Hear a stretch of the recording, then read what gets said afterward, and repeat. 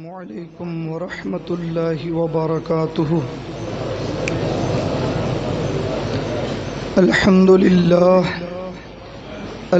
للہ نحمده ونصلي ونسلم على حبیبه الکریم، اما بعد فاعوذ باللہ من الشیطان الرجیم، بسم اللہ الرحمن الرحیم۔ سبحان الذي سخر لنا هذا وما كنا له مقرنين، سبحان الذي أسرى بعبده ليلا من المسجد الحرام إلى المسجد الأقصى، صدق الله مولانا العظيم وصدق رسوله النبي الأمين المعين الكريم، ونحن على ذلك لمن الشاهدين ومن الشاكرين والحمد للہ رب العالمین۔ معزز سامعین کرام، آئیے ہم اور آپ نہایت ہی عقیدت و احترام کے ساتھ حضور صاحب لولاک فخر موجودات رحمت عالم نور مجسم جناب احمد مجتبی محمد مصطفیٰ صلی اللہ تعالی علیہ وسلم کی بارگاہ اقدس میں درود و سلام کا نذرانہ پیش کرنے پڑی۔ اللہم صلی علی سیدنا و شفیعنا و نبینا و مولانا و ملیانا محمد معدن الجود والکرم وعلی آلہ و صحابہ بارک وسلم، صلاۃ و سلام علیک یا رسول اللہ، صلاۃ و سلام علیک یا حبیب اللہ۔ کی محمد سے وفا تو نے تو ہم تیرے ہیں، کی محمد سے وفا تو نے تو ہم تیرے ہیں، یہ جہاں چیز ہے کیا لوح و قلم تیرے ہیں۔ محمد کی محبت ہے سند آزاد ہونے کی، محمد کی محبت ہے سند آزاد ہونے کی، خدا کے دامن توحید میں آباد ہونے کی۔ وہ سرور کشور رسالت جو عرش پر جلوہ گر ہوئے تھے، نئے نرالے طرب کے ساماں عرب کے مہمان کے لیے تھے، اور وہی ہے اول وہی ہے آخر، وہی ہے ظاہر وہی ہے باطن، اسی کے جلوے اسی سے ملنے اسی سے اس کی طرف گئے تھے۔ ادھر زمیں پر ادھر فلک پر رچی تھی شادی، مچی تھی دھومیں، ادھر سے انوار ہنستے آتے ادھر سے نفحات اٹھ رہے تھے، اور تبارک اللہ و شان تیری تجھی کو زیبا ہے بے نیازی، کہیں تو وہ جوش لن ترانی کہیں تقاضے وصال کے تھے۔ محبت کے ساتھ درود شریف پڑھ لیں۔ اللہم صلی علی سیدنا و شفیعنا و نبینا و مولانا و ملیانا محمد معدن الجود والکرم وعلی آلہ و صحابہ بارک وسلم، صلاۃ و سلام علیک یا رسول اللہ، صلاۃ و سلام علیک یا حبیب اللہ۔ معزز سامعین کرام، یہ رجب المرجب کا مقدس مہینہ ہمارے سروں پہ جلوہ فگن ہے، اور چند روز میں یہ مہینہ ہمارے درمیان سے رخصت ہو جائے گا۔ آج رجب المرجب کی 25ویں تاریخ ہے، کل آنے والا دن 26ویں تاریخ ہوگا، جبکہ آنے والی جو شب ہے وہ 27ویں رجب کی شب ہوگی۔ یہ وہ مقدس رات ہے جس رات اللہ تبارک و تعالی نے اپنے پیارے محبوب دانائے غیوب رحمت للعالمین انیس الغریبین سید المرسلین جناب محمد الرسول اللہ صلی اللہ تعالی علیہ وسلم کو اللہ تعالی نے شرف معراج عطا فرمایا اور اپنی بارگاہ میں حاضری کا شرف عطا فرمایا۔ یہ وہ مقدس معجزہ ہے کہ آپ یوں سمجھ لیں کہ اللہ تبارک و تعالی نے تمام انبیاء کرام، تمام رسولان اعظام کو جتنے معجزات عطا فرمائے، جتنے معجزات اللہ نے عطا فرمائے حضرت آدم علیہ السلام سے لے کر حضرت عیسیٰ علیہ السلام تک جتنے معجزات جس نبی کو عطا کیے گئے، اللہ نے وہ سارے معجزات اپنے پیارے نبی جناب محمد الرسول اللہ صلی اللہ علیہ وسلم کو عطا فرما دیے، مگر اس کے علاوہ کچھ ایسے معجزات حضور کو عطا کیے گئے جو آپ سے پہلے کسی نبی کو عطا نہیں ہوئے۔ انہی معجزات میں سے جو حضور کے علاوہ کسی کو نہیں ملا، انہی میں سے معراج جسمانی کا معجزہ ہے کہ اللہ کے نبی سید عالم صلی اللہ علیہ وسلم نے اپنے جسم اور اپنی روح پاک کے ساتھ رب کی بارگاہ میں حاضری دی اور اپنے رب کو دیکھا، جس کا بیان قرآن مجید میں متعدد صورتوں میں اور صحیح احادیث میں وارد ہے۔ ہم اہل سنت والجماعت کا یہ عقیدہ ہے کہ بلا شبہ معراج برحق ہے، اور اللہ تبارک و تعالی نے یہ شرف ہمارے نبی کو عطا فرمایا۔ اور معراج شریف وہ ایسا معجزہ ہے جو صرف ایک معجزہ نہیں بلکہ سینکڑوں ہزاروں معجزات اللہ تعالیٰ نے اس ایک معجزے میں جمع فرما دیا۔ آپ غور فرمائیں، اللہ کے نبی کو معراج کیوں ہوئی؟ اس کے بہت سارے اسباب ہیں۔ سب سے بڑی وجہ تو یہ ہے کہ اللہ تبارک و تعالی نے اپنے حبیب کو وہ شرف عطا فرمایا اور وہ بلندی عطا فرمائی جو آپ سے پہلے کسی نبی کو عطا نہیں کی گئی۔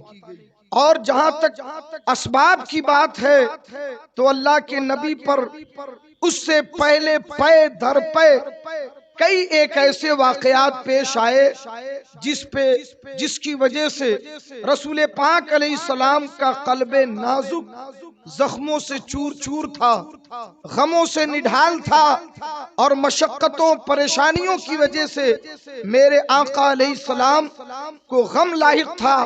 مثلا آپ کے چچا ابو طالب آپ کا ساتھ چھوڑ کے دنیا سے جا چکے تھے۔ آپ کی سب سے زیادہ خاص اور رفیق حیات حضرت سیدہ طیبہ خدیجۃ الکبریٰ رضی اللہ تعالیٰ عنہا، جو ہر مقام پر آپ کا حوصلہ بڑھاتی، آپ کا ساتھ دیتی، وہ بھی دنیا سے رخصت ہو چکی تھی۔ اور پھر میرے آقا نے جو طائف کا سفر کیا تھا، تو طائف کے سفر میں اتنا برا سلوک اور اتنی سختیاں میرے آقا کو جھیلنی پڑی تھی کہ جس کے بارے میں حضرت عائشہ صدیقہ رضی اللہ تعالیٰ عنہ فرماتی ہے کہ جب احد کے دن جنگ احد کے اندر میرے آقا علیہ السلام اور صحابہ کرام پر جو سختیاں آئیں تو میں نے حضور سے پوچھا، یا رسول اللہ، غزوہ احد کے دن جو تکلیفیں جو مصیبتیں اٹھانی پڑی، کیا آپ کی زندگی میں اس سے بھی زیادہ کوئی سخت دن آیا؟ تو اللہ کے نبی نے فرمایا، اے عائشہ، ہاں، اس سے بھی زیادہ سخت دن وہ تھا جب میں طائف میں اللہ کے دین کی تبلیغ کے لیے گیا تھا۔ وہاں کی حالت یہ تھی کہ طائف کے بچے آپ کے اوپر کنکروں کی بارش کرتے، وہاں کے اوباش نوجوان آپ کے پیچھے نعرے لگاتے اور آپ کے اوپر پتھر پھینکے جاتے، زخموں سے چور چور ہو گئے تھے۔ نالین مبارک رسول پاک علیہ السلام کے خون مبارک سے لت پت ہو چکا تھا، اور میرے آقا زخموں سے چور ہو کر کے اگر بیٹھ جاتے تو وہاں طائف کے اوباش آپ کا ہاتھ پکڑ کے اٹھاتے اور چلنے کے لیے کہتے، پھر پیچھے سے پتھروں کی بارش کرتے۔ اللہ کے نبی نے فرمایا کہ وہ دن میرے اوپر سب سے سخت تھا۔ اللہ تبارک و تعالی نے پہاڑ کے فرشتے کو بھیجا، یا رسول اللہ، اگر آپ اجازت دیں تو یہ پہاڑ آپس میں ملا دوں تاکہ یہ طائف کی آبادی ہمیشہ کے لیے ختم ہو جائے۔ مگر نبی آخر الزمان صلی اللہ تعالی علیہ وسلم کو اللہ نے رحمت للعالمین بنا کر کے بھیجا، آپ نے کہا اس کی کوئی ضرورت نہیں، مجھے امید ہے کہ یہ لوگ اور ان کے بعد ان کی نسلیں اللہ تبارک و تعالی انہیں توفیق دے گا اور یہ لوگ ایمان لائیں گے، اسلام کے مجاہد بنیں گے۔ بہرحال عرض یہ کرنا ہے کہ معراج سے پہلے کچھ ایسے واقعات میرے آقا کے سامنے آئے تھے، پے در پے ایسے واقعات جس کی وجہ سے میرے آقا غمگین تھے، رنجیدہ تھے، غموں سے چور چور تھے، تو اللہ تبارک و تعالی نے آپ کو سفر معراج کے لیے بلایا اور سفر معراج کا پروانہ ہوا۔ یوں سمجھ لیں جیسے ہم میں سے کوئی شخص کافی پریشان ہو، بہت زیادہ ڈسٹرب ہو، بہت تکلیف میں ہو، تو ہم کہتے ہیں اچھا ٹھیک ہے ذرا گاؤں جا کے گھوم کے آ جاؤ، تھوڑا باہر ٹہل کے آ جاؤ، تمہاری طبیعت بحال ہو جائے گی، تمہیں تھوڑا اچھا لگے گا۔ تو یہ تو دنیا کے عام انسانوں کا سفر ہے جو ادھر ادھر الگ الگ کنٹریز میں گھومنے کے لیے جاتے ہیں، مگر یہ تو اللہ کے محبوب کی بات ہے۔ نبی آخر الزمان صلی اللہ علیہ وسلم کا سفر جو ہوا وہ زمین کے کسی ایک خطے کے ساتھ خاص نہیں، بلکہ اللہ نے ایسا سفر کرایا، ایسا سفر عطا فرمایا جس میں خود رب نے اپنے آپ کو دکھا دیا، جنت دکھایا، عرش دکھایا، کرسی دکھائی، تمام ملائے اعلیٰ کو دکھایا، سارے آسمان دکھائے، اور یہاں تک کہ رب نے اپنے آپ کو بھی اپنے محبوب پر ظاہر کیا اور وہ نعمتیں عطا فرمائی جس کا ہم تصور بھی نہیں کر سکتے۔ میرے عزیزوں، میرے دوستوں، عرض یہ کرنا ہے کہ آج کافی دنوں کے بعد لوگ اس سفر معراج پر انگلیاں اٹھاتے ہیں، اعتراض کرتے ہیں۔ میں آپ کو بتاؤں یہ کوئی نئی بات نہیں، یہ کوئی نئی بات نہیں۔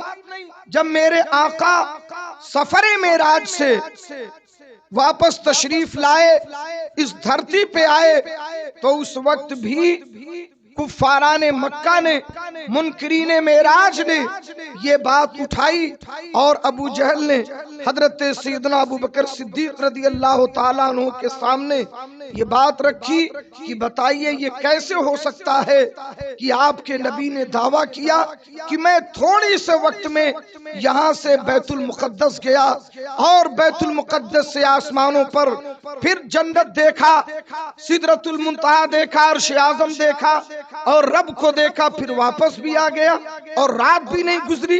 اس زمانے کی بات تھی جبکہ سب سے تیز رفتار سواری اس زمانے میں گھوڑا تھا، گھوڑے سے زیادہ کوئی تیز رفتار سواری نہیں تھی، تو ان لوگوں کی سمجھ میں نہیں آ سکتا تھا کہ اتنی تیز رفتاری کا سفر کیسے ہو سکتا ہے۔ مگر حضرت سیدنا صدیق اکبر رضی اللہ تعالیٰ عنہ نے بڑا پیارا جواب دیا۔ آپ نے فرمایا کہ کیا میرے آقا نے یہ بات کہی ہے؟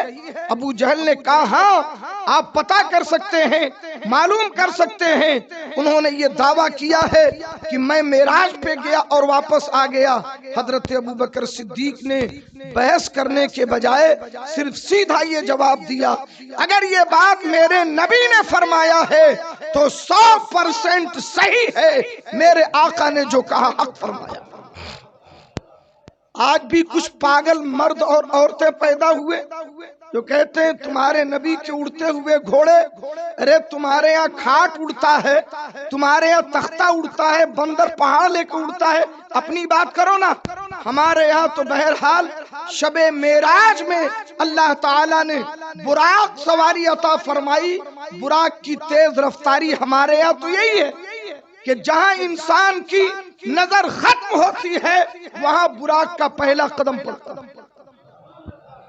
تو تم اپنے بارے میں خبر رکھو، تم اپنے بندروں کو اڑاؤ، اپنے تختے اڑاؤ، چارپائیاں اڑاؤ، یہ ہمارے نبی کی معراج ہے، ہماری آستھا ہے، ہمارا عقیدہ ہے، اور الحمدللہ ہم اس بات کے قائل ہیں کہ اللہ تبارک و تعالی اس بات پر قادر مطلق ہے، اللہ تعالیٰ قادر ہے۔ اللہ تبارک و تعالیٰ نے اپنے نبی کو سفر معراج پہ بلایا، اور معجزہ تو کہتے ہی اس کو ہے جو انسان کی عقل کے تصور سے باہر ہو۔ اور پھر دوسری بات یہ ہے کہ ہمارے نبی کا جو معجزہ ہے، جو معراج ہے، وہ کہانیاں نہیں ہے بلکہ حقیقت سے تعلق رکھتا ہے۔ کہاں سے معراج شروع ہوئی، کہاں ہوئی، پھر کہاں سے گئے، آج بھی وہ نشانیاں موجود ہیں۔ مسجد حرام موجود ہے جہاں سے مصطفیٰ نے سفر کیا، مسجد اقصی موجود ہے جہاں مصطفیٰ نے امامت کی، جبریل کے انگلیوں کے نشان آج بھی بیت المقدس میں موجود ہیں جہاں پہ براق کو باندھا گیا۔ اور سب سے بڑی بات یہ ہے کہ جب مکے کے لوگوں نے انکار کیا تو اللہ کے نبی نے ان کے چیلنج کو قبول کیا، کیونکہ انہیں معلوم تھا کہ یہ کبھی ملک شام گئے نہیں، کبھی بیت المقدس دیکھا نہیں، تو انہوں نے کہا کہ چلو ان سے سوالات کرتے ہیں۔ اب دیکھو، اللہ کے نبی سید عالم صلی اللہ علیہ وسلم نے سفر کیا، ارے آپ کو بھیجا جائے بھئی آپ جا کر کے تاج محل دیکھ کر کے آ جاؤ، ٹھیک ہے، آپ گئے تاج محل دیکھ کر کے آ گئے، تو کیا آپ گن کے آئیں گے اس میں کتنے چھوٹے چھوٹے گنبد ہیں، اس کے کتنے دروازے ہیں، اس کے دروازوں کا کلر کیسا ہے، اس میں کھڑکیاں کیسی ہیں، اس کے اندر پائے کتنے ہیں؟ اتنا تو آدمی نہیں گنتا۔ ارے دیکھا، دیکھ کے آ گیا۔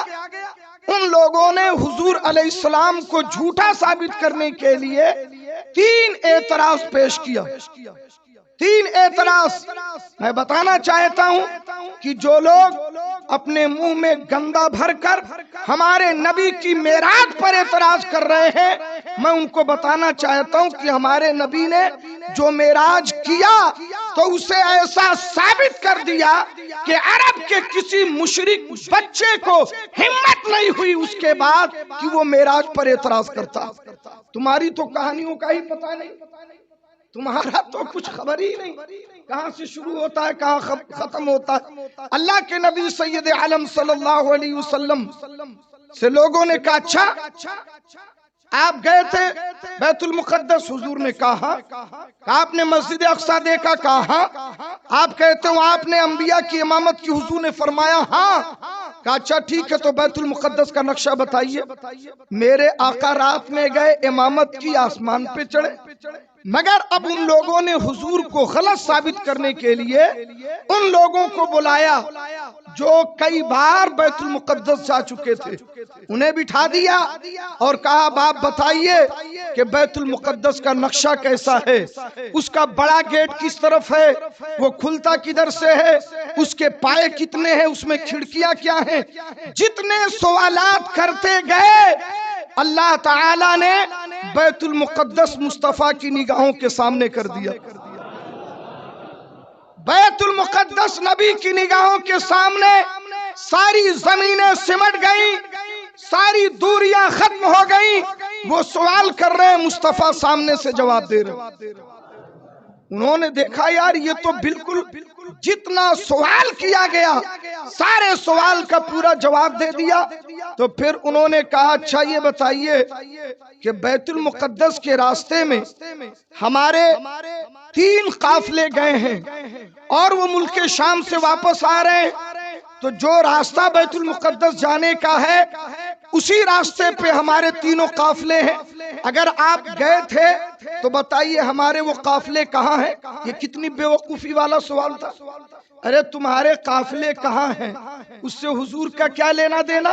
حضور علیہ السلام بیت المقدس گئے تھے، اب آدمی یہاں سے تاج محل جانے کا سفر کرے گا تو یہ گنے گا کہ راستے میں کتنی جگہوں پر قافلے نکل رہے ہیں، کتنے لوگ کھڑے ہیں، کہاں کہاں کیا ہو رہا، یہ تو کوئی دیکھے گا نہیں۔ مگر انہیں یہ تھا کہ کوئی ایسا پوائنٹ مل جائے کہ ہم حضور کو غلط ثابت کر دیں۔ تو انہوں نے کہا کہ ہمارے ان 3 قافلوں کے بارے میں بتائیں جو اس وقت ملک شام سے لوٹ کر مکہ آ رہے ہیں، آخر وہ کہاں ہیں؟ اللہ کے نبی سید عالم صلی اللہ علیہ وسلم نے فرمایا کہ تمہارے 3 قافلے راستے میں ہیں۔ پہلا قافلہ سورج نکلنے کے ساتھ مکے میں پہنچے گا، دوسرا قافلہ ظہر کی نماز کے وقت پہنچے گا، اور تیسرا قافلہ سورج ڈوبنے سے پہلے مکے میں پہنچ جائے گا۔ محبت سے کہیے اللہ کے نبی نے صرف یہ نہیں بتایا کہ وہ قافلے ہم نے دیکھے، بلکہ یہ بھی فرمایا کہ وہ کب مکہ پہنچیں گے اور کس وقت پہنچیں گے۔ ان کے سوال کا جواب تو ہو چکا تھا، بلکہ اللہ کے نبی نے فرمایا ایک بات اور بتاؤں کہ تمہارے فلاں قافلے کے پاس ایک آدمی کے پاس پانی تھا اور مجھے ضرورت پڑی وضو کرنے کی، مجھے پانی کی ضرورت محسوس ہوئی تو جبریل نے اس کا پانی ہمیں عطا کیا اور اس کا پانی ختم ہو گیا۔ تو اب وہ قافلہ آئے تو اس آدمی سے پوچھنا کہ تیرا پانی اچانک ختم ہوا کہ نہیں۔ بات سمجھ میں آئی؟ میرے آقا نے یہ بھی اس سے فرمایا۔ اب بتانے والی بات یہ ہے کہ میرے آقا نے تینوں قافلوں کے بارے میں بتا دیا تو بات ختم ہو گئی۔ ارے قافلے ہیں، کبھی دیری ہو سکتی ہے آنے میں، کہیں کوئی ضرورت پڑ سکتی ہے۔ پہلا قافلہ ٹھیک جیسے ہی سورج مکے میں نظر آیا اسی طرح وہ قافلہ بھی نظر آ گیا۔ دوسرا قافلہ ٹھیک ظہر کی نماز کے وقت پہنچا، مگر تیسرے قافلے کو راستے میں کچھ دشواری ہو گئی تو اب وہ قافلہ کسی وجہ سے تاخیر ہو گیا۔ سورج ڈوبنے کا وقت آ گیا اور مکے کے مشرکین پہاڑ پہ کھڑے ہو کر ایک نظر سورج کی طرف دیکھ رہے اور ایک نظر قافلے کی طرف کہ اب سورج ڈوبنے والا ہے، قافلے کا کہیں پتہ نہیں، اور جیسی سورج ڈوبے گا قافلہ نظر نہیں آئے گا تو ہم یہ اعلان کر دیں گے کہ محمد جھوٹے ہیں معاذ اللہ، انہوں نے جھوٹ کہا معاذ اللہ، اور ان کی تکذیب ہو جائے گی۔ اب وہ ایک نظر سورج پر اور ایک نظر اس راستے پر جو ملک شام سے مکہ شریف کی طرف آتا تھا، دونوں طرف نظریں لگائے بیٹھے ہیں۔ سورج ڈوبنے والا ہے، ڈوبنے لگا، بالکل ڈوبنے لگا، مگر دور دور تک کہیں قافلے کا پتہ نہیں، کہیں اس کا نام و نشان نہیں۔ صحابہ پریشان ہیں، یا رسول اللہ اگرچہ آپ نے ساری باتوں کا جواب دے دیا مگر یہ بات اگر غلط ہو گئی تو انہیں بولنے کا موقع مل جائے گا۔ اللہ کے نبی نے فرمایا انا النبی لا کذب، انا ابن عبد المطلب، سنو میں عبد المطلب کا بیٹا ہوں اور میں وہ نبی ہوں جو جھوٹا نہیں ہو سکتا، ہمارے رب نے برحق بھیجا ہے۔ اللہ کے نبی نے اس شان سے فرمایا، ادھر اللہ نے جبریل کو حکم دیا سورج جہاں ہے وہیں روک دیا جائے، اس وقت تک روکو جب تک قافلہ آ نہیں جاتا۔ سورج روک دیا گیا۔ اب یہ آنکھیں لگائے بیٹھے سورج نیچے کیوں نہیں کھسکتا؟ ان خبیثوں کو کیا پتا کہ اس سورج پر بھی مصطفیٰ کی حکمرانی ہے، اس سورج پر بھی نبی کی حکمرانی ہے۔ سورج وہیں روک دیا گیا اور اتنی دیر تک روکا گیا کہ ان کی عقلیں خبت ہو گئی۔